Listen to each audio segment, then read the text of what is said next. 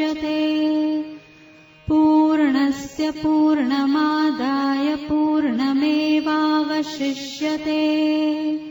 ॐ शान्ति शान्ति शान्तिः।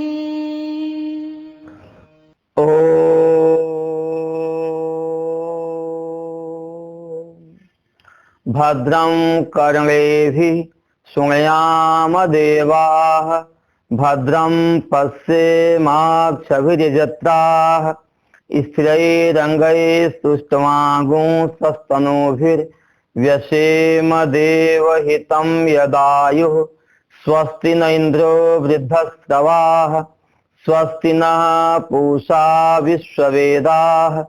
स्वस्ति नस्तारक्षयो अरिष्टनेमिः। स्वस्ति नो बृहस्पतिर्दधातु। ओम शांति शांति शांति। शंकरं शंकराचार्यं केशवं बादरायणं सूत्रभाष्य कृतौ वंदे भगवन्तौ पुनः पुनः। ईश्वरो गुरुरात्मेति मूर्तिभेद विभागिने व्योमवत् व्याप्त देहाय दक्षिणामूर्तये नमः। ओम शांति शांति शांति।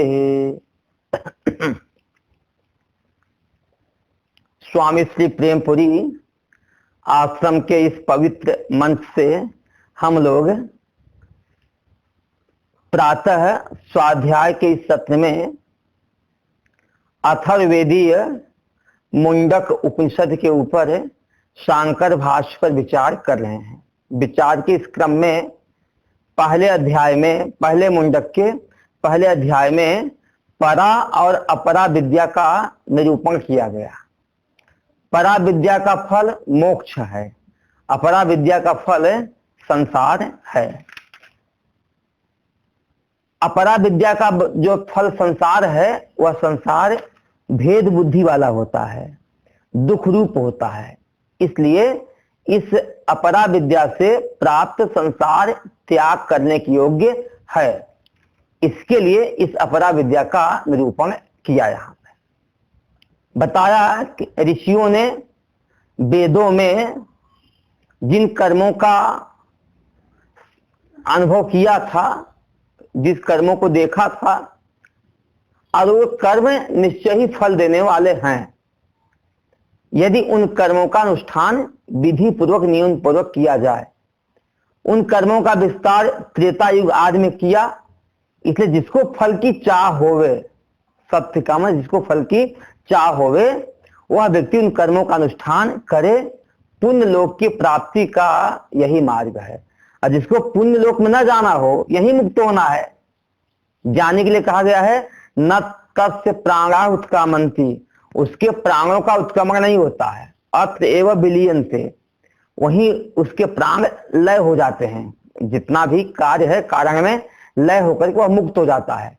फिर मरने के बाद उसका देहांतर गमन नहीं होता है, दूसरे लोकों में वह जाता नहीं है। लेकिन जिसको दूसरे लोक में जाना है वह व्यक्ति इन पुण्य कर्मों का अनुष्ठान करे। लेकिन कर्म भी करे कैसे?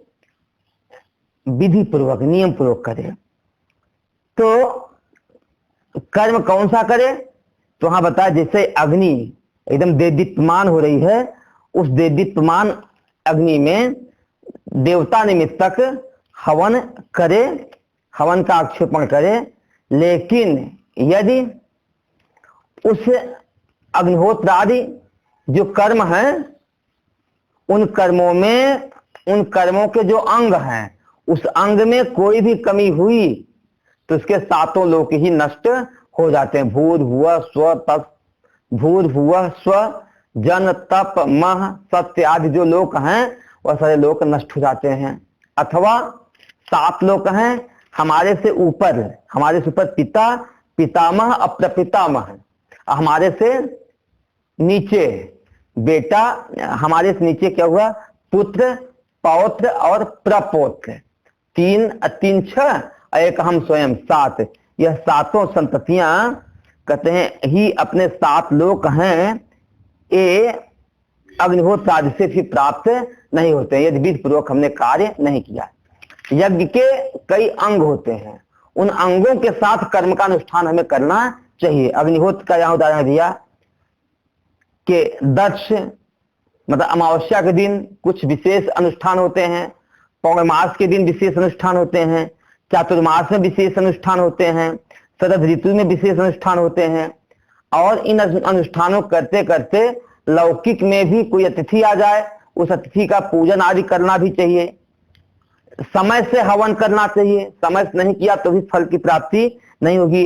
वैश्य देव याग आदि करना चाहिए, और हवन भी किया विधि पूर्वक नहीं किया तो भी फल की प्राप्ति नहीं होती है। इसमें से कोई भी अंग टूट गया, इसलिए यहां बताया कि किसी भी यज्ञ का अच्छी प्रकार से करना ही बहुत ही दुष्कर है, और करने में भी अनेक प्रकार की विपत्तियां हो जाती हैं। इसलिए कर्म के फल में संशय बना रहता है, लेकिन अपरा विद्या में निश्चय ही मोक्ष की प्राप्ति होती है। अग्नि की 7 जिह्वाएं बताई, क्योंकि वो जिह्वा की तरह हैं। जैसे जिह्वा भोजन ग्रहण करती है, ऐसे देवताओं को भोजन वह जिह्वा की तरह लपलपाती रहती हैं, और वही देवताओं तक पहुंचाने का साधन बनती हैं।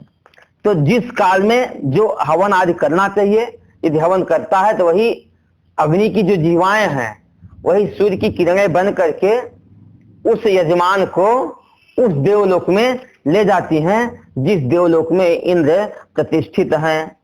और जब यहां से वह जीव जाता है तो रास्ते में देवता लोग बड़े सम्मान से आइए आइए, आपने अपने पुण्य कर्मों से इस पुण्य लोक को प्राप्त किया है, ऐसा प्रिय बोलती हुई वह यहां से ले जाती हैं।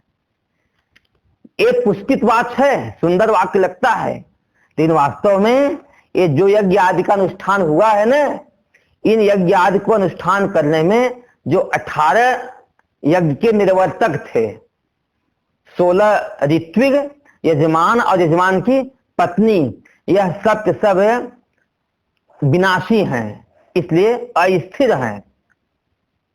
तो विनाशी और अस्थिर यज्ञ के निवर्तक होने के कारण इनसे प्राप्त फल भी विनाशी और अस्थिर ही होगा।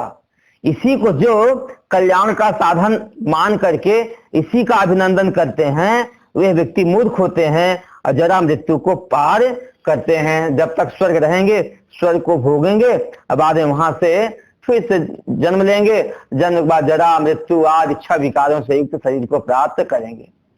सीधी सी बात है भाई। यदि कोई व्यक्ति मिट्टी के घड़े को, कच्ची मिट्टी घड़े को नाव बना करके नदी को पार करना चाहे, तो बताओ उस घड़े के आश्रय पर बैठा हुआ व्यक्ति जल में डूबेगा नहीं डूबेगा? उसी प्रकार से कर्मों का आश्रय लेकर के जो व्यक्ति संसार सागर से पार करना चाहता है, वह व्यक्ति संसार सागर से पार हो नहीं जाएगा, वह बार बार आवागमन के चक्कर में डूबता ही रहेगा। लेकिन बड़ा आश्चर्य होता है, लोग स्वयं अविद्या के भीतर हैं, इन अपने आप को बड़ा बुद्धिमान और पंडित मानते हैं। ऐसे व्यक्ति जघन्य माने ऐसे व्यक्ति जरा रोग आदि अनेक अनर्थों से पीड़ित होते हुए भी भ्रमण करते हुए ऐसे घूमते हैं जैसे अंधे के पीछे एक अंधे को दूसरा अंधा रास्ता दिखा रहा हो। तो जैसे पहला अंधा गिरेगा नीचे ऊपर गड्ढे में, उसी प्रकार से उसके पीछे चलने वाले लोग भी गिरेंगे। आज हमारे समाज में ही अंतर है, स्वयं हम अशांत हैं, स्वयं हम दुखी हैं और दूसरे को हम सुख का रास्ता बता रहे हैं, या स्वयं हम संसार के दलदल में, संसार के भोग में, संसार के ऐश्वर्य में वासनाओं से ग्रसित हैं, फंसे हैं, और दूसरे को संसार से मुक्ति का रास्ता हम बता रहे हैं। आज यही स्थिति है। अविद्या में अनेक प्रकार से ग्रसित है। अविद्या, काम, क्रोध, इसी का नाम अविद्या है। अविद्या का मतलब अविद्या काम कर्म है, लेकिन अपने आप को कृतार्थ मान करके झूठे अभिमान करते हैं, अपने में झूठे अभिमान करते हैं, ऐसे मूर्ख हैं, ऐसे जो कर्मी हैं उस तत्व को जान नहीं पाते हैं, तत्व का ज्ञान उनको नहीं होता है राग के कारण, इसलिए वह दुखार्त होकर के स्वर्ग से च्युत होकर के निम्न से निम्न लोकों की प्राप्ति करते हैं। इस तरह से हम लोग कल तक 9वें मंत्र तक का विचार कर लिए थे, आज 10वें मंत्र का विचार करेंगे। इष्टापूर्तम मन्यमाना वरिष्ठम नान्या श्रेयो वेदयन्ते प्रमूढ़ा नाकस्य पृष्ठे ते सुकृते अनुभूत्वे मम लोकम हीनतरम वा विशन्ति। दोबारा उच्चारण करेंगे। इष्टापूर्तम मन्यमाना वरिष्ठम नान्य श्रेयो वेदयन्ते प्रमूढ़ा नाकस्य पृष्ठे ते सुकृते अनुभूत्वे मम लोकम हीनतरम वा विशन्ति। देखो, पुण्य लोक की प्राप्ति के जो साधन हैं उन साधनों बताया। कुछ होते हैं इष्ट कर्म। कौन से हैं? कुछ कर्म हैं इष्ट कर्म हैं, कुछ है पूर्त कर्म, इष्टापूर्त। एक तीसरा कर्म दत्त कर्म है। कौन सा कर्म है? इष्ट कर्म, पूर्त कर्म और दत्त कर्म। इष्ट कर्म किसको बोलते हैं? तो इष्ट कर्म बोलते हैं अग्निहोत्रम, अग्निहोत्र जो हम नित्य करते हैं, अग्निहोत्र। तपः जो तपस्या करते हैं, सत्यम जो सत्य बोलते हैं, वेदा नाम च अनुपालनम वेद का अनुपालन करते हैं, वेद विहित कर्मों का अनुष्ठान करते हैं, वेद की आज्ञा का पालन करते हैं। आतिथ्यम घर में कोई आ जाए तो उसका सत्कार भी करते हैं। वैश्यदेवम वैश्यदेव याग नित्य करते हैं। इष्टम इत्य विधीयते एक कर्म इष्ट कहे जाते हैं। मतलब अग्निहोत्रम तपस्तप सत्यम वेदानाम च अनुपालनम आतिथ्यम वैश्यदेवम च इष्टम इत्य विधीयते। इष्ट कर्म है अग्निहोत्र, तप, सत्य, वेदों का अनुपालन करना, अतिथि की सेवा, वैश्यदेव याग, ये सब कर्म क्या है? इष्ट कर्म है। जो वैदिक कर्म है, श्रौत्र कर्म है, उनका नाम क्या है? इष्ट कर्म है। दूसरा कर्म है पूर्त कर्म है। पूर्त पूर्त में क्या आते हैं? वापी कूप तडागादि देवतायतनानि च अन्य प्रदान आराम पूर्तम पूर्तमित्यभिधीयते। वापी, पहले लोग सेठ लोग निकलते थे, वापी माने तालाब सा बनवा देते थे, तालाब वापी बोलते ना, वापी। दूसरा कूप, कुआं खुदवाते थे। तडाग माने तालाब आदि बनवाते थे। तालाब आदि तो कच्चा तालाब होता, कच्चे बीज का जो होता है उसका नाम तालाब है, और जो पक्का का मतलब हुआ जो पक्के को होता है उसका वापी बोलते थे। देवता यत्नान से देवता के आयतन माने देव मंदिर बनाते थे, मंदिर बनवा देते थे। अन्य प्रधानम अन्य क्षेत्र खुलवा देते थे। और आराम और बगीचा आदि लगवाते थे। पहले सेठ लोग जब निकलते थे बगीचा आदि लगवाते थे। ये सब के कर्म कहा जाता है पूर्तम। ये सब कर्म क्या है? पूर्त कर्म है। एक तीसरा भी कर्म है दत्त कर्म है। दत्त कर्म क्या होता है? शरणागत संत्राणम भूता नाम चाप्य हिंसनम वहिर्वेदी यदानम दत्तम इत्यभिधीयते। आपके शरण में जो आ जाए उसकी रक्षा करना। भूता नाम चाप्य हिंसनम किसी भी प्राणी की हिंसा न करना।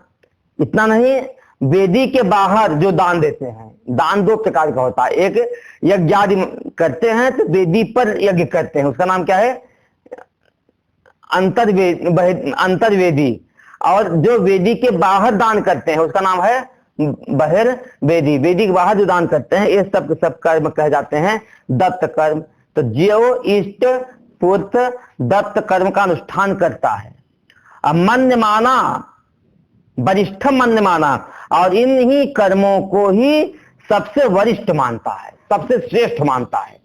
पुरुषार्थ का यही साधन है। समाज में आज जो समाज सेवा आदि बोल करते नहीं है लोग, कोई मंदिर बनाता है, कोई अस्पताल बनवाता है, कोई विद्यालय बनवाता है, यह सब पूर्त कर्म में आते हैं। किसमें? पूर्त कर्म में। और जो कर्म करने वाले लोग हैं ना, इन्हीं कर्मों को ही सबसे क्या मानते हैं? श्रेष्ठ मानते हैं। इससे बढ़कर के दूसरा कोई कर्म है ही नहीं। तो जो तब थी व्यवस्था, आज भी लोग इसी को मानते हैं। और कई लोग यज्ञ आदि का अनुष्ठान करते हैं, उन्हीं कर्मों को सर्वश्रेष्ठ मान लेते हैं कि मेरे से बढ़िया दूसरा विद्वान यज्ञ करने वाला दूसरा कोई है ही नहीं। कोई व्यक्ति शरणागत की रक्षा कर लेना या कहीं दान देना, ये सब कर देता है, इसको श्रेष्ठ मान लेते हैं। तो वही कहते हैं इष्टापूर्त मन्यमाना वरिष्ठम। इष्ट पूर्त और दत्त कर्मों को ही वरिष्ठम मन्यमाना, सबसे श्रेष्ठ मानते हैं। इससे बढ़कर के दूसरे कोई कर्म मानते न अन्य श्रेयो वेदयंत, इसके अलावा दूसरे किसी श्रेय साधन को मानते नहीं है। इससे अधिक दूसरा कोई आत्मज्ञान जो कि श्रेय साधन है, कल्याण का साधन है, इसको मानते नहीं है। आत्मज्ञान तो ऐसा है जहां हर प्रकार की क्रियाओं का उपशमन हो जाता है, जहां जहां क्रियाएं शांत हो जाती हैं, वह मोक्ष के साधन है। एक संत हुए हैं सर्वज्ञात मुनि, उन्होंने संक्षेप शारीरिक में कहा कि जो 4 पुरुषार्थ हैं, धर्म, अर्थ, काम और मोक्ष है। तो जो जिसको चाहिए उसके लिए साधन भी चाहिए। जैसे पुत्र चाहिए तो विवाह करना पड़ेगा, विवाह के बिना पुत्र की प्राप्ति नहीं है। धन चाहिए तो व्यापार करना पड़ेगा, क्योंकि व्यापार के बिना धन की प्राप्ति नहीं होगी। तो इसी तरह से जिसको जो चाहिए उसकी प्राप्ति के क्या है? कुछ न कुछ साधन है। तो वहां बताया अर्थस्य मूलम निकृति क्षमा च। जो अर्थ है, यदि धन चाहिए तो धन का जो मूल है वह निकृति माने छल, निकृति माने छल है, छल है, कपट है। और क्षमा माने सहनशीलता है। यदि धन चाहिए तो कुछ न कुछ कपट करना ही पड़ेगा, आपको सहनशील बनना पड़ेगा, तभी धन आपके पास रहेगा। कहते कामस्य रूपम वयो बपुश्च। यदि आपको काम चाहिए मतलब भोग चाहिए, कामस्य रूपम वयो, रूप है, आप थोड़ा सुंदर रूप बनाइए। बाल काले रहेंगे तो कोई आपकी तरफ देखेगा, ओ बाल सफेद रहेंगे तो कोई आपकी तरफ देखेगा भी नहीं। थोड़ा रूप सुंदर बनाइए। वयो, उम्र जितनी है उससे क्या करिए? कम दिखाइए, तब लोग आपके प्रति आकर्षित होंगे। अब बपुष्ट, आपका शरीर भी क्या होए? पुष्ट होए, मजबूत होए, तब लोग आपके प्रति आकर्षित होंगे। तो रूपम वयो बपुष्ट। धर्मस्य, यदि आपको धर्म चाहिए तो याग आदि दया दमस्य, याग करना, दया करना और इंद्रियों का संयम करना। अमोक्षस्य सर्वोपरमति क्रियाभ्य, यदि मोक्ष चाहिए, मोक्ष चाहिए तो सब प्रकार की क्रियाओं से उपराम हो जाना, यह मोक्ष का साधन है। तो कहते हैं अन्यत् श्रेयो, मतलब काम, अर्थ और क्या? काम, अर्थ, काम और भोग, 3 के अलावा मोक्ष रूपी जो परम श्रेय है और श्रेय की प्राप्ति का जो साधन है, सारे कर्मों से उपराम हो जाना, न वेदयंते, उसको ये सब जानते नहीं है। हमें पकड़ना तो आता है, हमें छोड़ना आता नहीं है। तो सर्वोपरमा क्रिया है, सब प्रकार की क्रियाओं से उपराम हो जाना, इसका नाम क्या है? मोक्ष है। तो इस मोक्ष रूपी साधन को न वेदयंते, वे जानते ही नहीं है। कौन नहीं जानते हैं? प्रमूढ़ा, जो मूर्ख व्यक्ति हैं। मूर्ख कौन है? पुत्र, पशु, बंधु आदि में जो प्रमत्त हैं, आदि में ही मोहित हुए व्यक्ति हैं, ऐसे लोगों को मोक्ष की फिक्र होती ही नहीं है। फिर इनका परिणति क्या होगा? धर्म, अर्थ, काम में लगे हुए व्यक्तियों का क्या परिणाम होगा? कहते नाकस्य पृष्ठे ते सुकृते अनुभूते। कहते अनुभूत्वा, ते माने वे, यहां से मरने के बाद नाक हुआ स्वर्ग, नाक बना है क माने हुआ सुख, क माने क्या हुआ? सुख, क का उल्टा कर दोगे तो अक हो जाएगा। तो अक माने हुआ दुख, और न अक, जहां दुख नहीं है उसका मतलब होगा नाक। तो जहां दुख नहीं उसका नाम क्या है? स्वर्ग है। जहां दुख नहीं है उसका नाम स्वर्ग है। तो स्वर्ग के पृष्ठ पर, पृष्ठ में स्वर्ग के ऊपर ते वे जाते हैं मरने के बाद, और सुकृते अनुभूत, अपने सुंदर किए हुए कर्म का जो फल है उस फल को अनुभूत करके, अनुभव करके, इमम लोकम, जब उनका पुण्य कर्म समाप्त हो जाएगा तो इस लोक को, हीनतरम वा, या इससे भी नीचे के लोक को, विसंति, प्रवेश करते हैं मनुष्य लोक में, या इससे भी निकृष्ट लोक में वे प्रवेश करते हैं। कौन व्यक्ति? जो व्यक्ति इष्ट पूर्त दत्त कर्मों को ही श्रेष्ठ मानता हुआ उन्हीं का अनुष्ठान करता है। इन कर्मों से अतिरिक्त जहां सारे कर्मों की उपरामता है, ऐसे मोक्ष रूपी परम पुरुषार्थ को जानते नहीं हैं, ऐसे पुत्र पशु बंधु में मोहित हुए व्यक्ति मरने के बाद कहां जाएंगे?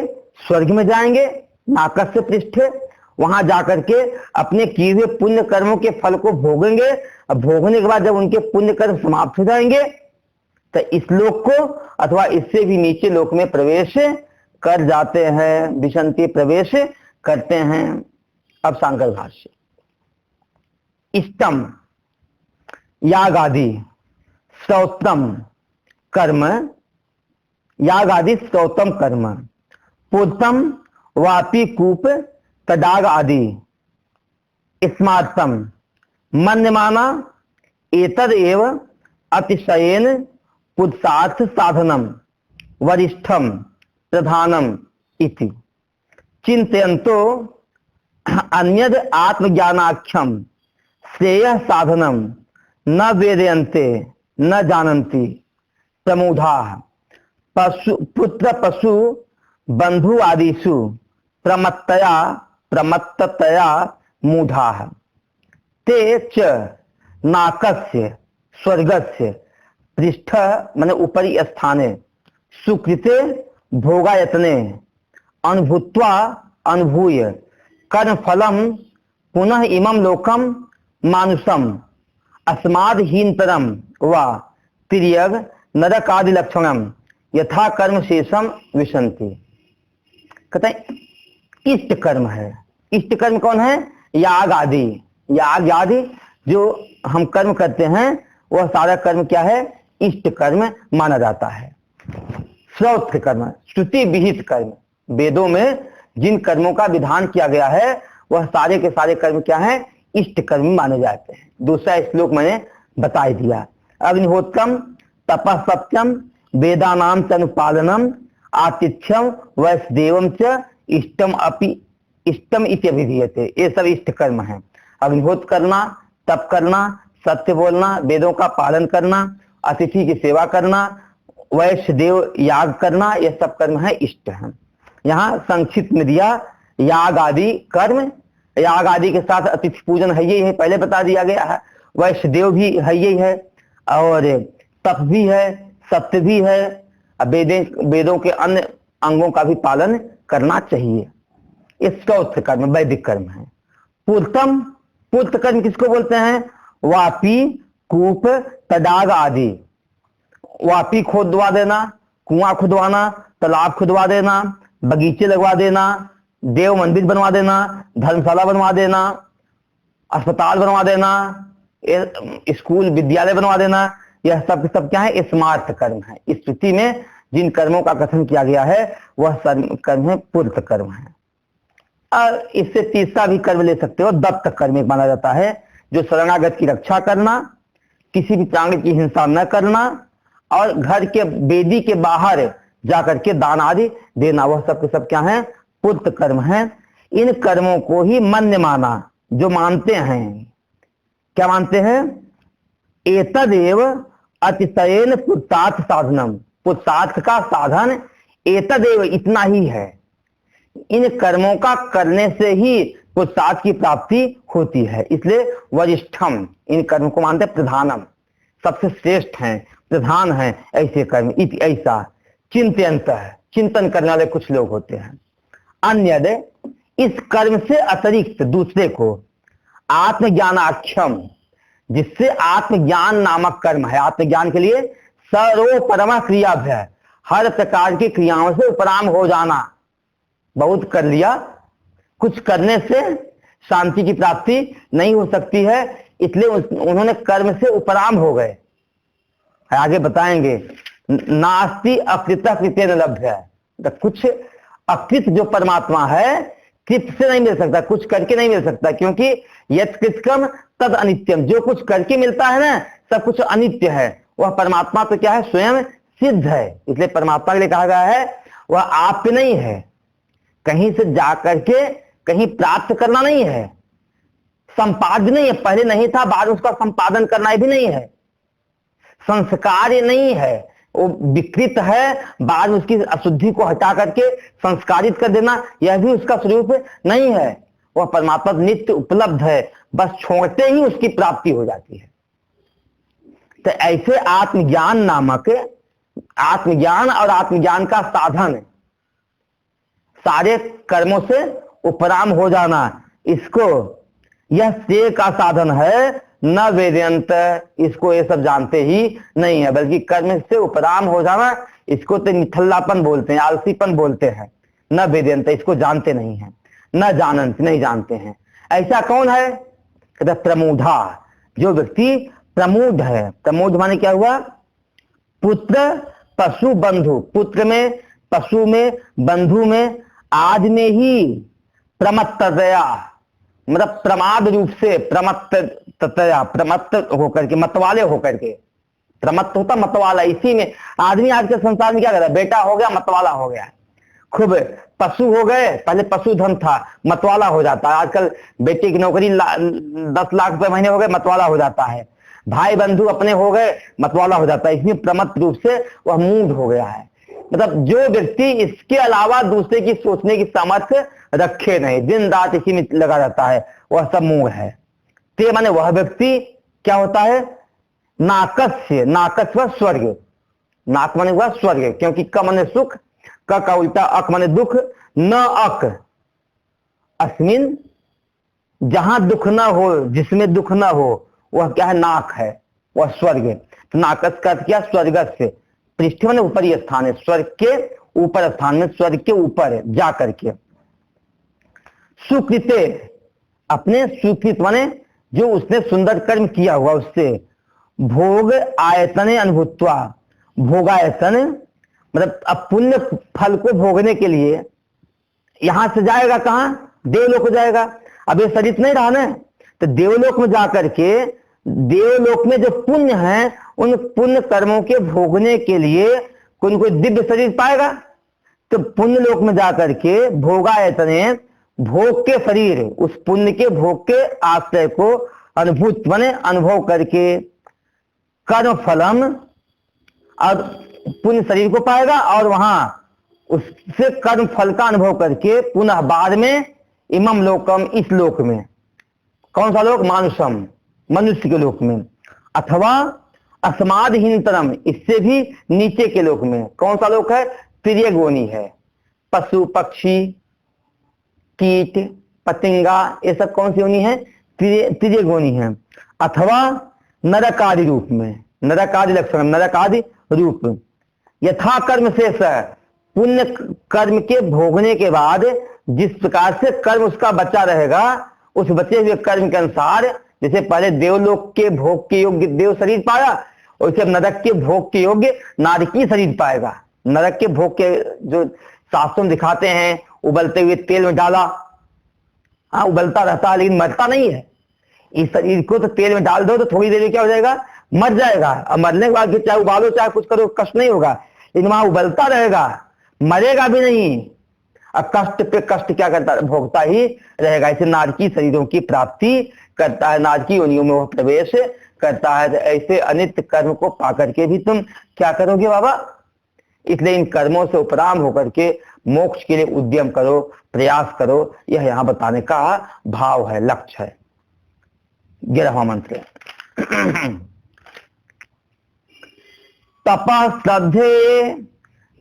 श्रद्धे एह्युपवसन्तरण्ये शांता विद्वांसो भैक्षचर्यां चरन्तः सूर्यद्वारेण ते विरजा प्रयान्ति यत्रामृतः स पुरुषो हव्यात्मा। दोबारा उच्चारण करेंगे। तपः श्रद्धेये ह्युपवसन्तरण्ये शांता विद्वांसो भैक्षचर्यां चरन्तः सूर्यद्वारेण ते विरजा प्रयान्ति यत्रामृतः स पुरुषो व्ययात्मा। कहता शांत है, किंतु जो व्यक्ति शांत है, विद्वांस है, जो लोग विद्वान हैं, जिसके इंद्रियों के समूह शांत हैं। विद्वान माने गृहस्थ में भी जो ज्ञान प्रधान है, गृहस्थ है लेकिन क्या है, ज्ञान प्रधान व्यक्ति है, वह व्यक्ति ये जो ऐसा है। क्या कहता, उपवसंत रण्य है। यहां से कहा जाएगा, जो व्यक्ति शांत है, शांत माने घर में रहते हुए भी इंद्रियों का जो समूह था वह शांत हो गया है। इंद्रियों की जो दौड़ है वह क्या हो गई है, समाप्त हो गई है। और घर में रहते हुए भी विचार प्रधान है, ज्ञानी है, विद्वान है, समझदार है। वह क्या कहता, उपवसंत अरण्य, जंगल में रहते हुए। कहा जंगल में कब जाएगा, जब वानप्रस्थ में जाएगा अथवा संन्यास लेगा। तो जंगल में रहते हुए खाएगा कैसे, बोलो भाई। तो कहता भैक्षचर्याम, भिक्षा पूर्वक आचरण करता हुआ, भिक्षा से जीवन का निर्वाह करता हुआ। क्या करता है, तपः श्रद्धे चरंत, तपस्या और देव उपासना करता। श्रद्धा का मतलब हुआ हिरण्यगर्भ ब्रह्मा की उपासना करता है। जंगल में जाकर के तपस्या करेगा। भाई भोग ही भोगना था तो घर में रहता नहीं रहता। जब घर में छोड़ के जंगल गया है तो किस लिए गया है, तपस्या के लिए। तो घर में जाके बाहर जाके क्या करे, तपस्या करे अथवा श्रद्धा करे। श्रद्धा ने हिरण्यगर्भ में श्रद्धा करते उनकी उपासना करता है। आज हम लोग उल्टी गंगा है, हम घर में हैं तो मौज में हैं ही, और जब आश्रम में जाते हैं ना तो आश्रम में जाते ही आश्रम को होटल समझ लेते हैं। और वहां तपस्या नहीं करते हैं बल्कि वहां अपने पुण्य कर्मों के फल को भोगना शुरू कर देते हैं। अब आप सोचो, तब पहले माताएं जाती थी आश्रम में, बर्तन धुल देती थी। हमने विरक्त कुटिया में देखा है, वहां पे एक हरिद्वार में है। हम लोग खाते थे तो पंजाबी माइयां रहती थी, इंतजार करती थी महात्मा खाए, थाली लेकर जाए और थाली छीन के धुलती थी, जबरदस्ती छीन के झुलती थी कि हम जाके आए हैं तो कुछ क्या करें, सेवा करें, पुण्य कमाएं। और आजकल क्या हो गया, भगत लोग कह दो भैया थाली हम लोग धुल देंगे, तुम लोग छोड़ के जाओ, तो भगत को जरा सा भी संकोच नहीं होगा, वो थाली छोड़ देगा और हाथ धुल के चला जाएगा। अरे नौकर चाकर लगे हुए धुलने के लिए। कमरे में कपड़े गंदे हैं, चद्दर गंदे हैं, तो पहले माताएं शिकायत नहीं करती थी, कमरा झाड़ू ले आओ, खुद ही साफ कर देती, चद्दर साबुन ले आके खुद ही साफ कर देती थी। अब तो महाराज जी चद्दर साफ करावे, झाड़ू लगाएं, तुम्हारे दूध खाने पीने की व्यवस्था तुम्हारे कमरे में करावें, तब भगत लोग रहेंगे। बताओ हम वहां पुण्य कमाने गए हैं या पुण्य को नष्ट करने गए हैं? आज स्थिति यही है, हम देखते हैं आश्रमों में। आप खुद सोचो, ब्राह्मण के बच्चे वहां आपकी सेवा करें, अच्छा लगता है क्या? और ब्रह्मचारी ब्राह्मण के बच्चे सूर्य के तेज वाला होता है, और उन बच्चों से आप विघस्त हो करके सेवा ले रहे हो, यह उचित नहीं है। आश्रम के वो सेवक है, लेकिन आप उनको पानी पिला देना और चाय पिला दो भैया, एक कर दो।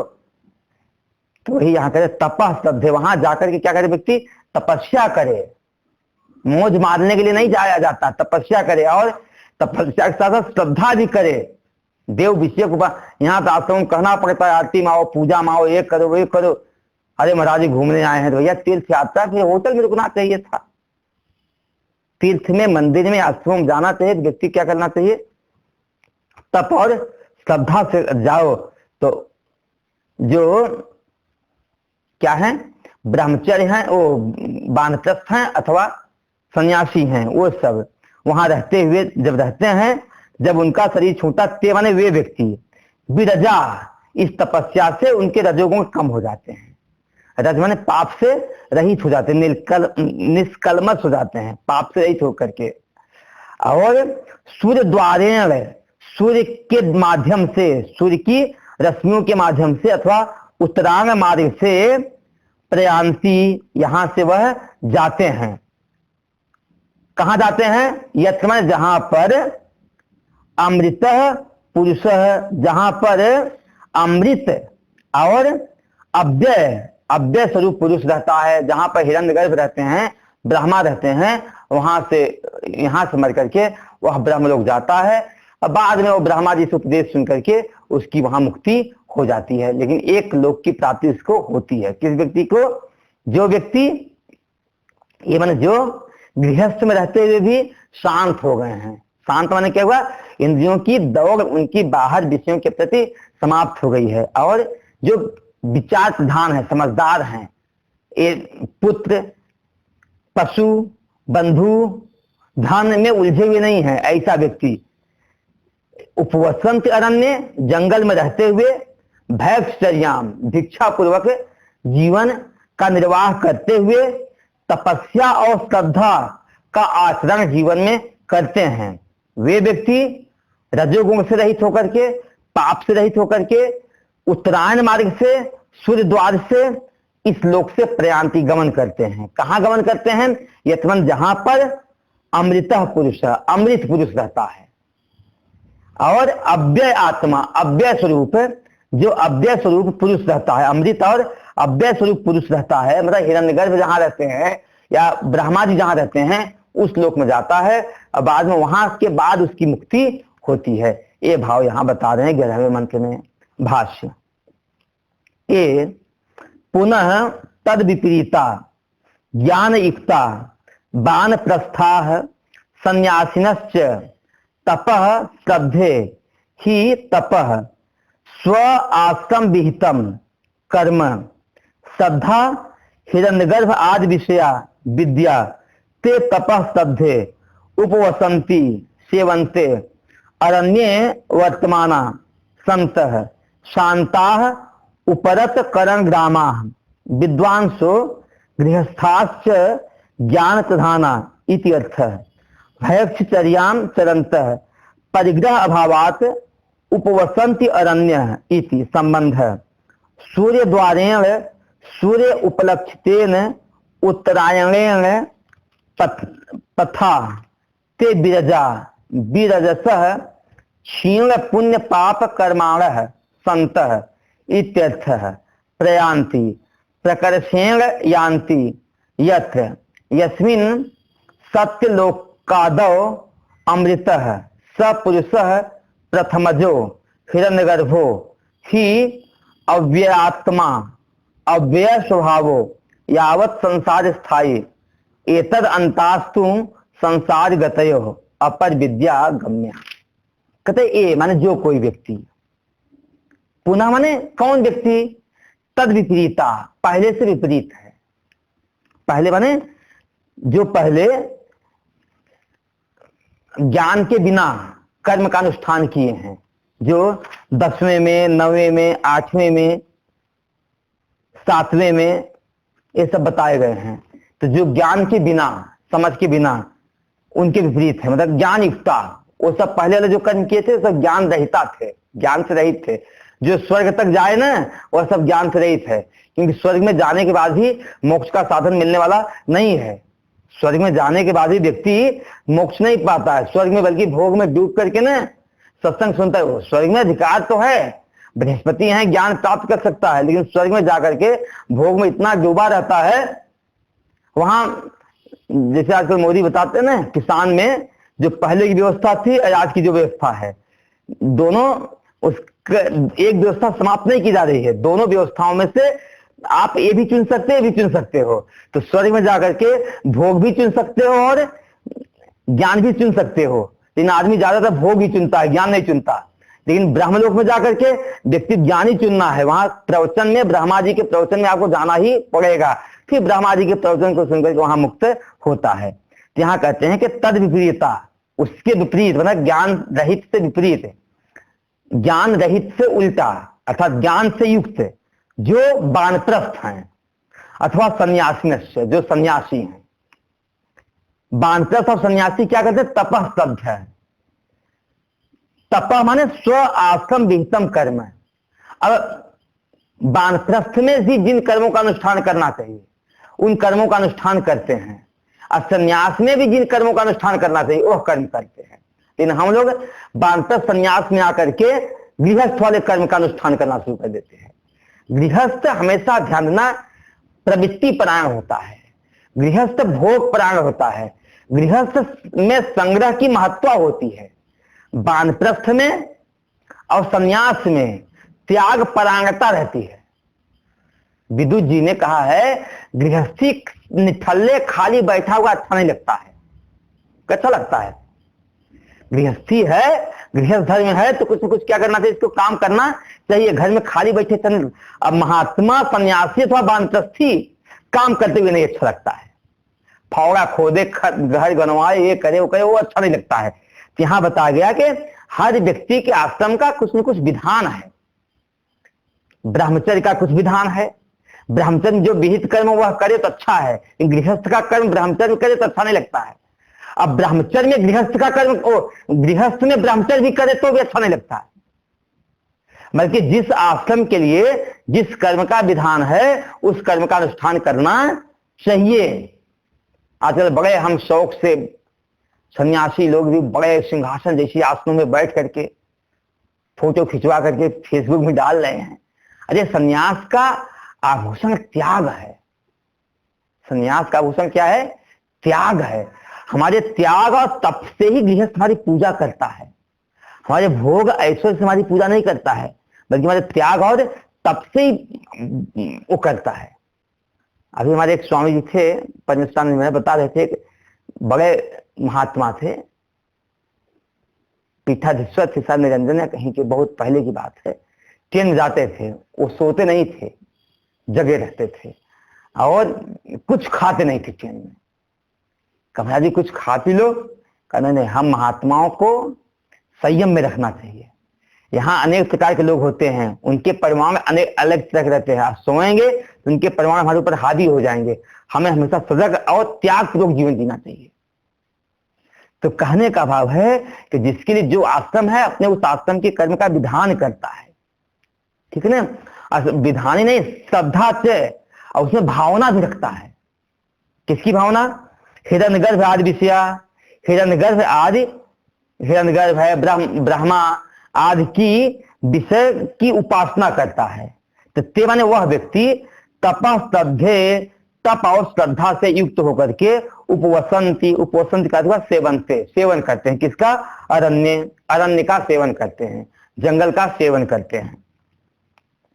वर्तमान संत है, वहां रहते हुए, कहा? जंगल में रहते हुए। शांता, कौन रहता है? शांत जो होते हैं। उपकरण, उपरत करण ग्राम है, जिनके इंद्रियों के समूह अपने विषय भोगों से उपरत हो गए हैं।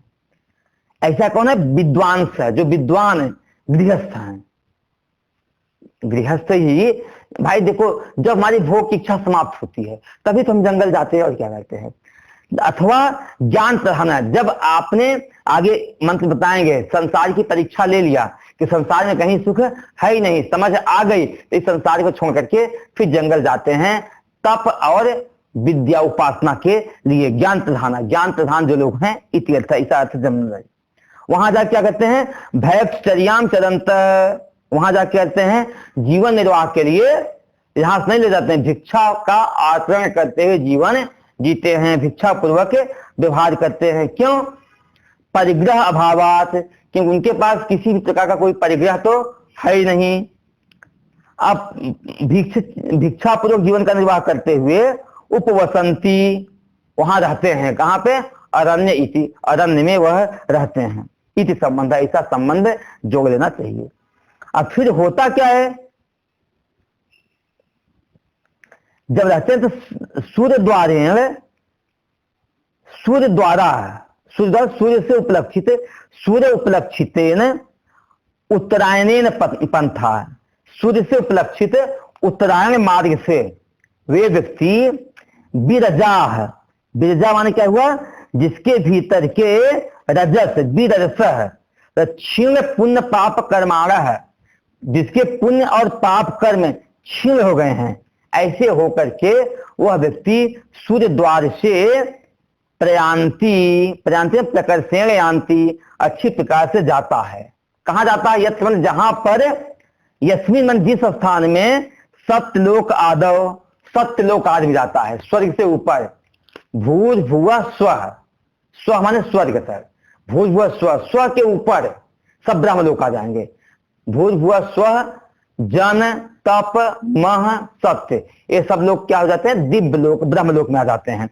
तो उस ब्रह्मलोक में जाते हैं। स्वर्ग से ऊपर के जो लोक हैं वह सब क्या है? ब्रह्मलोक हैं, उसमें वह जाते हैं ब्रह्मलोक को, ब्रह्मलोक में जाते हैं। वहां कौन है? अमृत है, ब्रह्मलोक में जाते हैं, सतलोक में जाते हैं। अमृत है, अमृत सा पुरुष है, वहां जो पुरुष है वह कौन है? अमृत है, न मरने वाला है। अब प्रथमज है, और सबसे पहले उसी की उत्पत्ति हुई है। हिरण्यगर्भ जो है सबसे पहले हिरण्यगर्भ हो, क्योंकि अव्यय आत्मा, वह उनका स्वरूप अव्यय है, अविनाशी जो स्वरूप वाले हैं, अव्यय स्वभाव, अव्यय ही जिसका स्वभाव है। कब तक है? यावत संसार स्थायी, जब तक संसार है तब तक वह रहते हैं, मतलब एक कल्प पर्यंत उनकी सत्ता है। इस दृष्टि से उनको अमृत बोला गया है। एतद, वहां वो जाके रहता है। कहते एतद अंतास्तु संसार गते हो, संसार की गति का इतना ही अंत है, संसार के द्वारा व्यक्ति इतना ही पहुंच सकता है, उसकी अंतिम सीमा इतनी ही है। जैसे एक बच्चा अपने पांव को फैलाए तो पांव को फैलाने की सीमा क्या है? 2 फीट 3 फीट, इससे ज्यादा नहीं फैल सकता है। ऐसे अपरा विद्या से प्राप्त जो संसार है, उस संसार की सीमा बस इतनी ही है कि हिरण्यगर्भ लोक तक जा सकता है, इससे ज्यादा उसकी पहुंच है ही नहीं।